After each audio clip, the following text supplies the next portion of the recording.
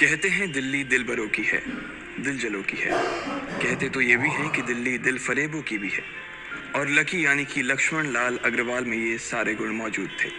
लोग उसकी शक्ल को देखकर ही कह देते थे, अबे दिल्ली से हो क्या। लकी वैसे दिखने में स्मार्ट और अट्रैक्टिव था, पर जेब से खस्ता हालत होने की वजह से रहता बेहद सिंपल तरीके से था। शर्ट का रंग उड़ा हुआ और पैंट से पैबंद जुड़ा हुआ। कहने को तो उसकी उम्र के लड़के दिल्ली की सड़कों पर रात को मोटर बाइक दौड़ाते थे, लेकिन लकी उर्फ लक्ष्मण लाल अग्रवाल सिर्फ कमरे से कॉलेज, कॉलेज में पढ़ाई और गर्लफ्रेंड डिम्पल के साथ थोड़ा वक्त बिताना, फिर कॉलेज से दुकान, दुकान से जब होम डिलीवरी आए तो वहां, और फिर घर चला जाता था। हाँ, कभी कभी जब वो किसी लड़के को खाली सड़क पर मोटर बाइक दंदनाते हुए देखता तो कहता, एक दिन अपना टाइम भी आएगा जब मैं चश्मा लगाकर बैठूंगा और पीछे डिम्पल को बैठाऊंगा। देखना, जब वो मेरी कमर में अपना हाथ कसेगी और मैं तेजी से मोटरसाइकिल को इंडिया गेट के आसपास दौड़ाऊंगा, तो सारे दिल्ली का दिल हम दोनों को देखकर जलेगा। दुकान में रखा हुआ बर्नॉल भी काम नहीं आएगा। लकी ने कहा और अपने हाथ में बर्नॉल की क्रीम को दबा दिया। जैसे ही उसने क्रीम को दबाया, उस क्रीम बाहर आ गई। अबे गाजे, क्या कर रहा है? वो कोई स्पंज की गेंद है क्या जो उसे दबा रहा है? दुकान के मालिक ने उससे फटकारते हुए कहा और उसके सर पर एक चपत लगा दी। सॉरी सर, लकी ने अपना सिर बचाते हुए कहा। वो खरोल बाग में स्थित एक छोटी सी मेडिकल स्टोर पर काम करता था। उसकी दुकान का नाम था चमन मेडिकल स्टोर और उसके ओनर का नाम था चमन लाल। लकी पिछले 5 साल से इन्हीं की दुकान पर काम कर रहा था। यहाँ इस छोटी सी शॉप पर काम करना उसकी मजबूरी थी। लाइफ में कंगाली की वजह से उसे कॉलेज में पढ़ाई पूरी करने के लिए पार्ट टाइम जॉब करना था।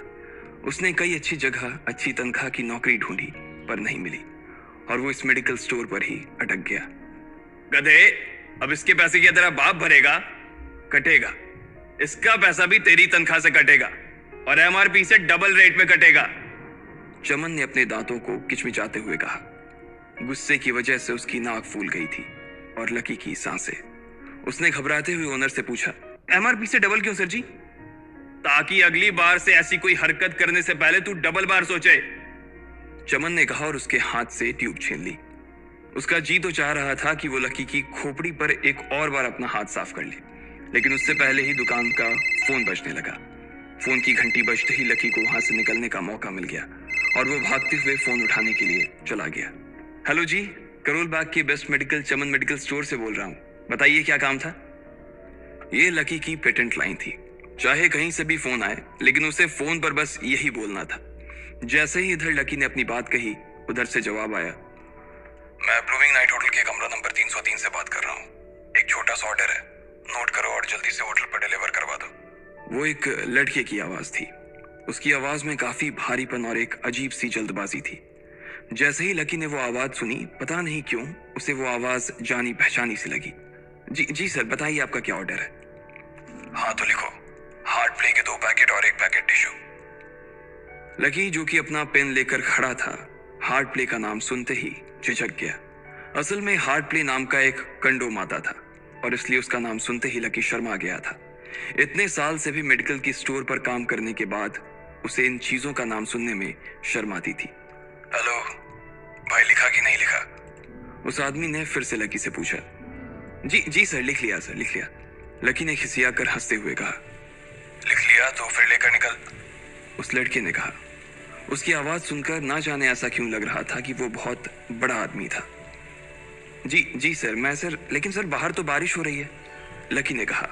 उसने देखा कि बाहर बहुत तेज बारिश हो रही थी। उनकी दुकान के सामने पानी भर गया था और तेज हवाओं की वजह से चमन मेडिकल स्टोर का बोर्ड भी गिर गया था। लकी को लग रहा था कि वो इतनी तेज बारिश में अभी एकदम से तो नहीं निकल पाएगा, तो उसने उस लड़के को समझाते हुए कहा, सर मैं ऑर्डर तो ले आऊंगा, पर थोड़ा टाइम लग जाएगा, बारिश थोड़ी थम जाए। अब इससे पहले कि वो कुछ आगे बोल पाता, फोन पर लड़का बोल पड़ा। तुम्हारे मालिक को पता है कि तुम मल्होत्रा जी के लड़के को मना कर रहे हो? हाँ पता है, बारिश हो रही है, इसलिए सारा सामान अच्छे से थैली में पैक करके लाना और लेट नहीं होना चाहिए, समझे? उस लड़के ने कहा और इससे पहले कि लकी आगे कुछ कह पाता, उसने फोन काट दिया। उधर से लकी के दुकान का ओनर उसे घूर कर देखा जा रहा था। लकी के हाथ में पेन और पेपर देखकर ही वो समझ गया था कि उसके पास कोई ऑर्डर आया था। आज वैसे भी इतनी बरसात होने की वजह से सुबह से इक्का दुक्का ग्राहक ही दुकान पर आए थे। ऐसे में उसकी दुकान का मालिक एक भी ऑर्डर को छोड़ना नहीं चाहता था। वो लकी को देख रहा था और लकी बारिश की ओर देख रहा था। बारिश का बहाना नहीं चलेगा, जाना पड़ेगा, चमन लाल ने कहा। मैं बहाना नहीं कर रहा सर, थोड़ी बारिश धीमी हो जाए तो मैं चला जाऊंगा। अभी आप खुद ही देखिए कितनी तेज बारिश है। वो पता नहीं कोई मिस्टर मल्होत्रा का कोई बेटा कुछ ज्यादा ही जल्दी में था। मैं साइकिल से तो पहुंच नहीं पाऊंगा इतनी जल्दी। लकी ने उनकी ओर देखते हुए कहा। क्या कहा? मिस्टर मल्होत्रा जी का बेटा? तू मेरी दुकान बंद करवाएगा क्या? अभी क्या भी निकल उनका ऑर्डर लेके, वो हमारे बहुत पुराने कस्टमर है, चमन ने कहा। पर लकी ने कहा ही था कि चमन बोला। पर कुछ नहीं, तू मेरी मोटरसाइकिल ले जा, उसने गुस्से में कहा। अरे सर जी, 200 के ऑर्डर में मुश्किल से 40 रुपए बचेंगे, इससे 3 गुने का तो पेट्रोल ही लग जाएगा, और अगर गाड़ी रास्ते में बंद हो गई तो अलग से खर्चा, लकी ने समझाते हुए कहा। वो जानता था कि उसका मालिक इन सब बातों पर ध्यान नहीं देने वाला। चमन लाल बोला। कोई बात नहीं, तू जा, चाहे जो हो जाए ग्राहक नाराज नहीं होना चाहिए, और वैसे भी वो मल्होत्रा जी का बेटा है। चमन लाल ने मोटरसाइकिल की चाबी लकी की ओर उछालते हुए कहा। लकी ने चाबी ली। उसे देखकर उसके अंदर मिक्स फीलिंग आ गई। एक तो वो बहुत खुश हुआ कि बड़े दिनों बाद बाइक चलाने को मिलेगी, पर वहीं दूसरी तरफ दुखी इसलिए हुआ कि बाइक मिली भी तो ऐसी तेज बारिश में, अगर खराब हो गई तो इसकी चपत भी उसके सिर पर ही पड़ेगी। वो मुंह लटकाकर रेनकोट और हेलमेट पहनते हुए वहां से निकल गया। बाहर आकर बाइक को देखा तो लकी ने मन में सोचा, चलो ठीक है, जो होगा देखा जाएगा, कम से कम बाइक तो चलाने को मिल रही है। दरअसल लकी इतने साल काम करने के बाद भी अपने लिए एक मोटरसाइकिल नहीं ले पाया था। लकी की तनख्वाह ही इतनी भर थी कि सिर्फ उसके कमरे का किराया, उसकी साइकिल में डालने वाली हवा का खर्च, बिजली पानी का बिल और डिम्पल के साथ महीने में 1-2 बार बाहर खाने का खर्चा ही निकल पाता था। उसे डिम्पल की कही बात अक्सर याद आती थी। लकी, अगर अगले 2 महीने में तूने बाइक नहीं खरीदी ना तो मैं तेरे से ब्रेकअप कर लूंगी, देखना। असल में डिम्पल को लकी के साथ बाइक पर घूमने की बड़ी तमन्ना थी। लकी की इस उजाड़ जिंदगी में एक वही तो थी जिसके लिए जिंदा रहने को उसका जी चाहता था। जब भी वो उससे बाइक की बात करती तो लकी डिम्पल की इस बात को हंसकर टाल देता था। वो अपने मन में इस बात को अच्छे से जानता था कि डिम्पल उससे बहुत प्यार करती थी और वो उससे कभी छोड़ कर नहीं जा सकती थी। वो दोनों एक दूसरे में ऐसे घुले मिले थे जैसे बादल बरसात में घुल जाती है। लकी को डिम्पल बहुत पसंद थी और वो उसके लिए दुनिया जहां की खुशियां खरीद कर ला देना चाहता था। वो चाहता था कि एक दिन वो डिम्पल को प्लेन में बैठाए, लेकिन उसके ये सब ख्वाब इस कम तनख्वाह की नौकरी की वजह से कभी पूरे नहीं होने वाले थे। पर आज उसके पास एक मौका था। वो डिम्पल को अपने साथ इस बारिश में राजपथ घुमाना चाहता था। वो उसे दिल्ली दिखाना चाहता था। चमन लाल को देने के लिए उसने पहले से ही बहाना सोच रखा था। बस जल्दी से वो ये डिलीवरी देकर सीधे डिम्पल के पास ही जाने वाला था। उसने होटल ब्लूमिंग नाइट के बाहर मोटर बाइक पार्क की और सीधे होटल के अंदर चला गया। लकी ने रिसेप्शन पर पहुंचकर नमस्ते करते हुए रिसेप्शनिस्ट को बोला, जी मैं चमन मेडिकल स्टोर से आया हूँ, रूम नंबर 303 का ऑर्डर था सर।